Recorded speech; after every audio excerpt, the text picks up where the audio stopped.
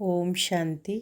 आज 17 जुलाई 2024 की साकार मधुर महावाक्य है। आज के मधुर महावाक्य में बाबा बोले, मीठे बच्चे, इस शरीर को ना देख आत्मा को देखो, अपने को आत्मा समझ आत्मा से बात करो। इस अवस्था को जमाना है, यही ऊंची मंजिल है। इस शरीर को ना देख आत्मा को देखो, अपने को आत्मा समझ आत्मा से बात करो। इस अवस्था को जमाना है, यही ऊंची मंजिल है।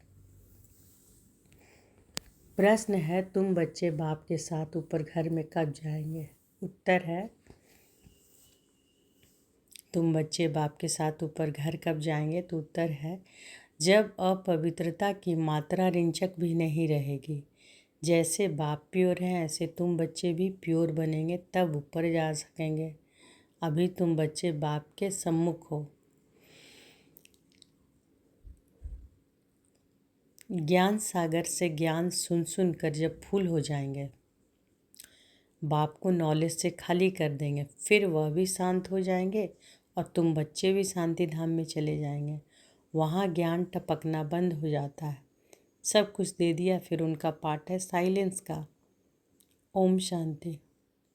शिव भगवान वाच। जब शिव भगवान वाच कहा जाता है तो समझ जाना चाहिए, एक शिव ही भगवान व परम पिता हैं। उनको ही तुम बच्चे व आत्मा याद करती हो। परिचय तो मिला है रचता बाप से, यह तो जरूर है कि नंबरवार पुरुषार्थ अनुसार ही याद करते होंगे। सब एक रस याद नहीं करेंगे। यह बहुत सूक्ष्म बात है। अपने को आत्मा समझ, दूसरे को भी आत्मा समझे। यह अवस्था जमाने में टाइम लगता है। वह मनुष्य लोग तो कुछ भी नहीं जानते, ना जानने के कारण सर्वव्यापी कह देते। जिस प्रकार तुम बच्चे अपने को आत्मा समझते हो, बाप को याद करते हो, ऐसे और कोई याद नहीं कर सकते होंगे। कोई भी आत्मा का योग बाप के साथ है नहीं।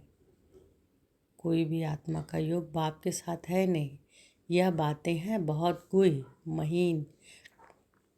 अपने को आत्मा समझ बाप को याद करना है। कहते भी हैं कि हम भाई भाई हैं, तो आत्मा को ही देखना चाहिए, शरीर को नहीं देखना चाहिए। यह बहुत बड़ी मंजिल है। बहुत है जो बाप को कभी याद भी नहीं करते होंगे। आत्मा पर मैल चढ़ी हुई है। मुख्य आत्मा की ही बात है। आत्मा ही अब तमो प्रधान बनी है, जो सतो प्रधान थी। यह आत्मा में ज्ञान है। ज्ञान का सागर परमात्मा ही है। तुम अपने को ज्ञान सागर नहीं कहेंगे। तुम जानते हो कि हमको बाबा से पूरा ही ज्ञान लेना है। वह अपने पास रख कर क्या करेंगे? अविनाशी ज्ञान रत्नों का धन तो बच्चों को देना ही है। बच्चे नंबरवार पुरुषार्थ अनुसार उठाने वाले हैं। जो जास्ती उठाते हैं वही अच्छी सर्विस कर सकते हैं। बाबा को ज्ञान सागर कहा जाता है। वह भी आत्मा, तुम भी आत्मा है। तुम आत्माएं सारा ज्ञान ले लेती हो। जैसे वह एवर प्योर है, तुम भी एवर प्योर बनेंगी। फिर जब अपवित्रता की रिंचक भी नहीं रहेगी, तब ऊपर चले जाएंगे। बाप याद की यात्रा की युक्ति सिखलाते हैं। यह तो जानते हैं कि सारा दिन याद नहीं रहती है। यहाँ तुम बच्चों को बाप सम्मुख बैठ समझाते हैं, और बच्चे तो सम्मुख नहीं सुनते, मुरली पढ़ते हैं। यहाँ तुम सम्मुख हो।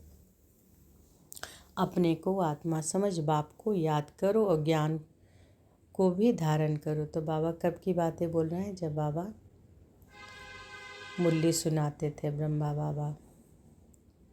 बाबा के तन में आकर जब शिव बाबा मुरली सुनाते थे, उस समय की बातें बाबा कर रहे हैं। मधुबन की बातें कि यह तो जानते हो कि सारा दिन याद नहीं रहती। यहाँ तुम बच्चों को बाप सम्मुख बैठ समझाते हैं, और बच्चे तो सम्मुख नहीं सुनते, मुरली पढ़ते हैं। यहाँ तुम सम्मुख हो। अपने को आत्मा समझ बाप को याद करो और ज्ञान भी धारण करो। हमको बाप जैसा संपूर्ण ज्ञान सागर बनना है। फुल नॉलेज समझ जाएंगे तो जैसे कि बाप को नॉलेज से खाली कर देंगे, फिर वह शांत हो जाएंगे। ऐसे नहीं कि उनके अंदर ज्ञान टपकता होगा। सब कुछ दे दिया, फिर उनका पार्ट रहा साइलेंस का। जैसे तुम साइलेंस में रहेंगे तो ज्ञान थोड़े ही टपकेगा। यह भी बाप ने समझाया कि आत्मा संस्कार ले जाती है। कोई सन्यासी की आत्मा होगी तो छोटेपन में ही उनको शास्त्र कंठ हो जाएगा, फिर उनका नाम बहुत हो जाता है। अब तुम तो आए हो नई दुनिया में जाने के लिए, वहाँ तो ज्ञान के संस्कार नहीं ले आ सकते, वहाँ तो ज्ञान के संस्कार नहीं ले आ सकते। यह संस्कार मर्ज हो जाते हैं। बाकी आत्मा को अपनी सीट लेनी है, नंबरवार पुरुषार्थ अनुसार, फिर तुम्हारे शरीरों पर नाम पड़ते हैं। शिव बाबा तो है ही निराकार, कहते हैं कि मैं इन ऑर्गन्स का लोन लेता हूँ। वह तो सिर्फ सुनाने ही आते हैं, वह कोई का ज्ञान सुनेंगे नहीं, क्योंकि वह स्वयं ज्ञान का सागर है ना।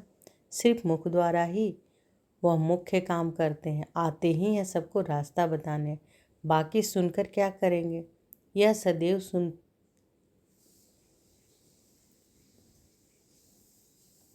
वह सदैव सुनाते ही रहते हैं, कैसे ऐसे करो, सारे झाड़ का राज सुनाते हैं।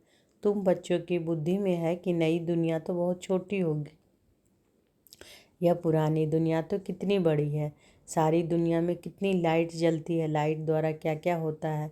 वहाँ तो दुनिया भी छोटी, लाइट भी थोड़ी होगी, जैसे एक छोटा सा गांव होगा। अभी तो इतने बड़े बड़े गांव हैं, वहाँ इतने नहीं होंगे। थोड़े मुख्य अच्छे रास्ते होंगे। 5 तत्व भी वहाँ सत्व प्रधान बन जाते हैं, कभी चंचलता नहीं करते।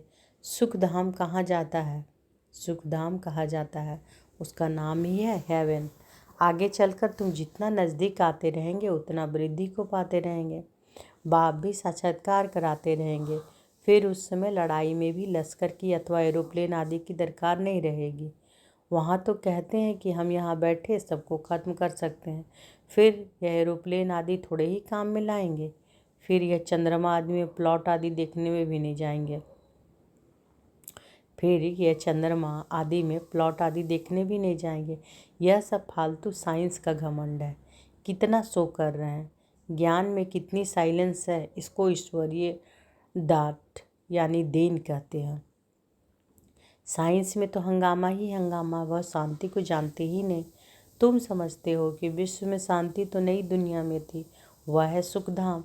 अभी तो दुख अशांति है, यह भी समझना है कि तुम शांति चाहते हो।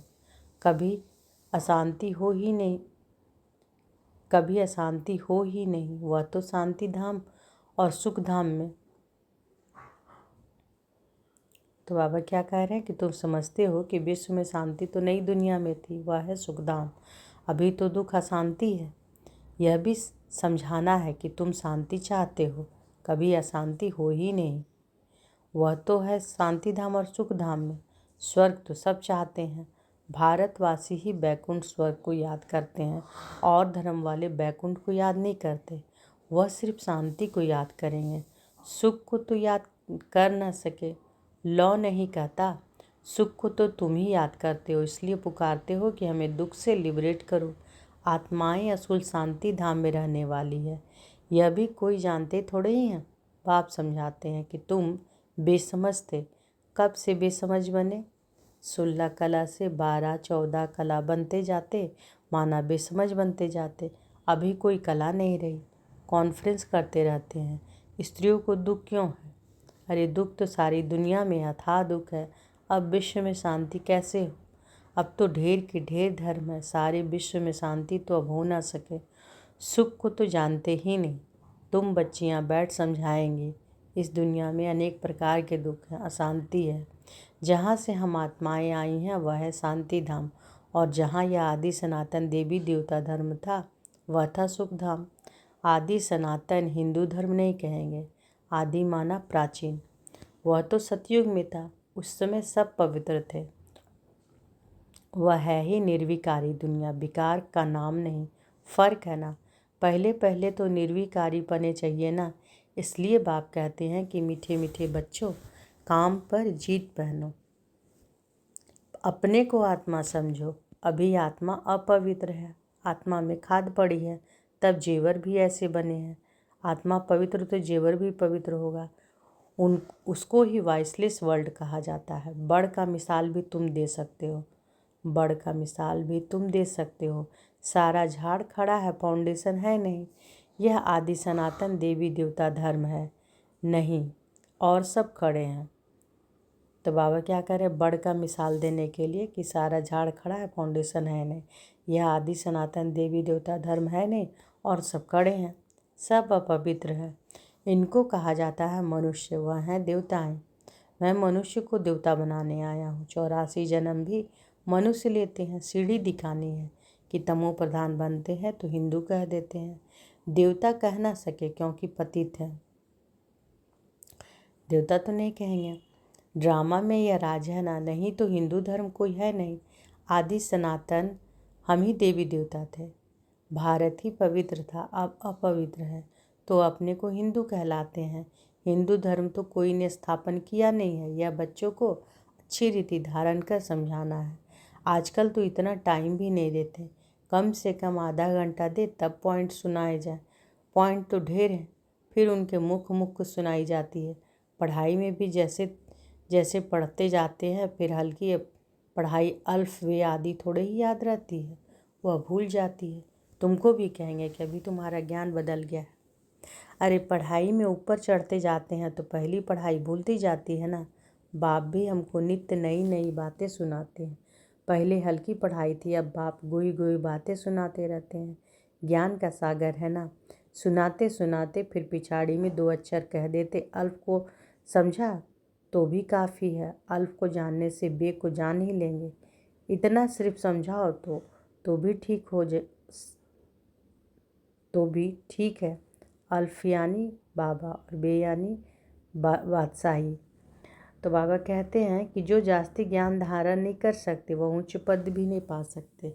पास विद ऑनर हो न सके, कर्मातीत अवस्था को पा न सके, इसमें बड़ी मेहनत चाहिए। याद की भी मेहनत है, ज्ञान धारण करने की भी मेहनत है। दोनों में सब होशियार हो जाए सो भी तो हो ना सके। राजधानी स्थापन हो रही है, सब नर से नारायण कैसे बनेंगे। इस गीता पाठशाला की अहम ऑब्जेक्ट तो यह है, वही गीता ज्ञान है। वह भी कौन देते हैं, यह तो सिवाय तुम्हारे कोई जानते नहीं। अभी है कब्रिस्तान, फिर परिस्तान होने का है। अभी तुम्हें ज्ञान चिता पर बैठ पुजारी से पूज्य जरूर बनना है। साइंस वाले भी कितने होशियार होते जाते हैं, इन्वेंशन निकालते रहते हैं। भारतवासी हर बात का अक्ल वहाँ से सीख कर आते हैं। वह भी पिछाड़ी में आएंगे तो इतना ज्ञान उठाएंगे नहीं, फिर वहाँ भी आकर यही इंजीनियरिंग आदि का काम करेंगे। राजा रानी तो बन ना सके, राजा रानी के आगे सर्विस में रहेंगे। ऐसी ऐसी इन्वेंशन निकालते रहेंगे। राजा रानी बनते ही हैं सुख के लिए, वहाँ तो सब सुख मिल जाते हैं। तो बच्चों को पुरुषार्थ पूरा करना चाहिए, फुल पास होकर कर्मातीत अवस्था को पाना है। जल्दी जाने का ख्याल नहीं आना चाहिए। अभी तुम हो ईश्वरीय संतान, बाप पढ़ा रहे हैं, यह मिशन है मनुष्यों को चेंज करने की। जैसे बौद्धियों को क्रिश्चियन की मिशन होती है ना, कृष्ण और क्रिश्चियन की भी रास मिलती है। उन्हों को लेन देन का भी बहुत कनेक्शन है। जो इतनी मदद करते हैं उनकी भाषा आदि छोड़ देना, यह भी एक इंसल्ट है। वह तो आते ही हैं पीछे, ना बहुत सुख ना बहुत दुख उठाते। सारी इन्वेंशन वे लोग निकालते हैं। यहाँ भल कोशिश करते हैं परंतु एक्यूरेट कभी बना नहीं सकेंगे। विलायत की चीज़ अच्छी होती है, ऑनेस्टी से बनाते हैं। यहाँ तो डिसऑनेस्टी से बनाते हैं। अथाह दुख है, सबके दुख दूर करने वाला एक बाप के सिवाय और कोई मनुष्य हो न सके। भल कितनी भी कॉन्फ्रेंस करते हैं, विश्व में शांति हो, धक्का खाते रहते हैं। सिर्फ माताओं के दुख की बात नहीं, यहाँ तो अनेक प्रकार के दुख है। सारी दुनिया में झगड़े मारा मारी की ही बात है।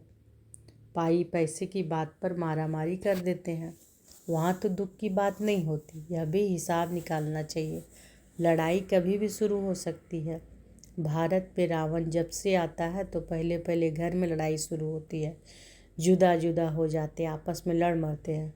फिर बाहर वाले आते हैं, पहले ब्रिटिश थोड़े ही थे, फिर वह आकर बीच में रिश्वत आदि देकर अपना राज्य कर लेते हैं। कितना रात दिन का फर्क है, नया कोई भी समझ ना सके। नई नॉलेज है ना जो प्रायः लोप हो जाती है। तो बाबा क्या करें, नया कोई भी समझ ना सके, नई नॉलेज है ना जो फिर प्रायः लोप हो जाती है। बाप नॉलेज देते हैं फिर वह गुम हो जाती है। यह एक ही पढ़ाई एक ही बार एक ही बाप से मिलती है। आगे चल तुम सबको साक्षात्कार होते रहेंगे कि तुम यह बनेंगे, परंतु उस समय कर ही क्या कर सकेंगे, उन्नति को पा नहीं सकेंगे। रिजल्ट निकल चुकी, फिर ट्रांसफ़र होने की बात हो जाएगी, फिर रोएंगे पीटेंगे, हम बदली हो जाएंगे नई दुनिया के लिए। तुम मेहनत करते हो, जल्दी चारों तरफ आवाज़ निकल जाए, फिर आप ही सेंटर्स पर भागते रहेंगे, परंतु जितना देरी होती जाएगी टू लेट होते रहेंगे, परंतु जितना देरी होती जाएगी टू लेट होते रहेंगे। फिर कुछ जमा नहीं होगा, पैसे की दरकार नहीं रहेगी। तुमको समझाने के लिए यह बैच ही काफ़ी है। यह ब्रह्मा सो विष्णु, विष्णु सो ब्रह्मा, यह बैच ऐसा है जो सब शास्त्रों का तंत्र सार है, इसमें है। बाबा बैच की बहुत महिमा करते हैं। ये वह समय आएगा जब तुम्हारे बैच सब नयनों पर रखते रहेंगे, मन मना भव। इसमें है कि मुझे याद करो तो यह बनेंगे। फिर यही 84 जन्म लेते हैं। पुनर्जन्म लेने वाला एक ही, पुनर्जन्म ना लेने वाला एक ही बाप है। अच्छा, मीठे मीठे सिकिल अधे बच्चों प्रति माता पिता बाप दादा का याद प्यार और गुड मॉर्निंग। रूहानी बाप की रूहानी बच्चों को नमस्ते। हम सब रूहानी बच्चों की रूहानी माता पिता बाप दादा को याद प्यार, गुड मॉर्निंग और नमस्ते नमस्ते नमस्ते। शुक्रिया बाबा, शुक्रिया। धारणा के लिए मुख्य साफ पहला है, याद की मेहनत और ज्ञान की धारणा से कर्मातीत अवस्था को पाने का पुरुषार्थ करना है।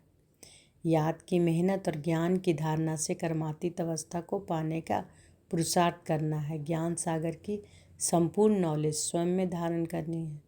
दूसरा, आत्मा में जो खाद पड़ी है उसे निकाल संपूर्ण वॉइसलेस बनना है। रिंचक मात्र भी अपवित्रता का अंश ना रहे। हम आत्मा भाई भाई हैं, यह अभ्यास करना है। आज बाबा वरदान दिए हैं तो समझे कि वो अनुभव करे कि वरदहस्त मेरे सिर पर है। बाबा ने वरदान दिया, समय और संकल्प रूपी खजाने पर अटेंशन दे, जमा का खाता बढ़ाने वाले पद्मा पदम पति भव। समय और संकल्प रूपी खजाने पर अटेंशन दे, जमा का खाता बढ़ाने वाले पद्मा पदम पति भव। वैसे खजाने तो बहुत हैं, लेकिन समय और संकल्प विशेष, इन दो खजानों पर अटेंशन दो। हर समय संकल्प श्रेष्ठ और शुभ हो तो जमा का खाता बढ़ता जाएगा। इस समय एक जमा करेंगे तो पदम मिलेगा, हिसाब है। एक का पदम गुना करके देने की यह बैंक है। इसलिए क्या भी हो, त्याग करना पड़े, तपस्या करनी पड़े, निर्माण बनना पड़े, कुछ भी हो जाए, इन दो बातों पर अटेंशन हो तो पद्मा पदमपति बन जाएंगे। कौन दो बातों पर? समय और संकल्प। बाबा क्या कह रहे हैं कि समय और संकल्प रूपी खजाने पर अटेंशन दे, जमा का खाता बढ़ाने वाले पद्मा पदम पति भव। वैसे खजाने तो बहुत हैं, लेकिन समय और संकल्प विशेष, इन दो खजानों पर अटेंशन दो। हर समय संकल्प श्रेष्ठ और शुभ हो तो जमा का खाता बढ़ता जाएगा। इस समय एक जमा करेंगे तो पदम मिलेगा, हिसाब है। एक का पदम गुना करके देने की यह बैंक है। इसलिए क्या भी हो, त्याग करना पड़े, तपस्या करनी पड़े, निर्माण बनना पड़े, कुछ भी हो जाए, इन दो बातों पर अटेंशन हो तो पद्मा पदमपति बन जाएंगे। स्लोगन, मनोबल से सेवा करो तो उसकी प्रारब्ध कई गुना ज़्यादा मिलेगी। मनोबल से सेवा करो तो उसकी प्रारब्ध कई गुना ज़्यादा मिलेगी। तो आज के मधुर महावाक्य में बाबा क्या बोले? बाबा बोले कि शरीर को ना देख, आत्मा को देखो। शरीर को ना देख, आत्मा को देखो। अपने को आत्मा समझ, आत्मा से बात करो। इस अवस्था को जमाना है, यह ऊंची मंजिल है। अच्छा, शुक्रिया बाबा, शुक्रिया। ओम शांति।